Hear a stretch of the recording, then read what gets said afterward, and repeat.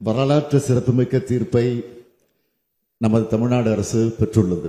இந்த சட்டமன்ற பேரவையில் நாம் நிறைவேற்றி மாண்புமிகு ஆளுநரின் ஒப்புதலுக்காக அனுப்பி வைத்த பல முக்கிய சட்ட முன்வடிவுகளுக்கு ஒப்புதல் தராமல் திருப்பி அனுப்பினார்.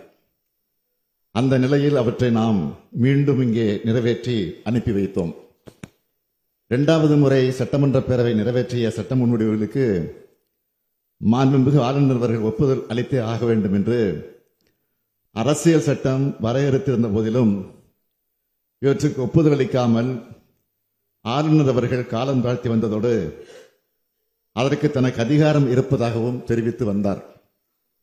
இதனை எதிர்த்து தமிழ்நாடு அரசு மாண்புமை உச்சநீதிமன்றத்தில் வழக்கு தொடுத்ததில் தமிழ்நாடு அரசின் வாதத்தில் இருந்த நியாயத்தை ஏற்று மாண்புமிகு ஆளுநர் அவர்கள் நிறுத்தி வைத்திருந்தது சட்டவிரோதமானது என்றும் அந்த சட்ட முன்வடிவுகளுக்கும் ஆளுநர் அவர்கள் ஒப்புதல் அளிக்கப்பட்டதாக கருதப்பட வேண்டும் என்றும் தெரிவித்து வரலாற்று சிறப்புமிக்க தீர்ப்பினை இன்றைக்கு மாண்புமை உச்சநீதிமன்றம் வழங்கியுள்ளது.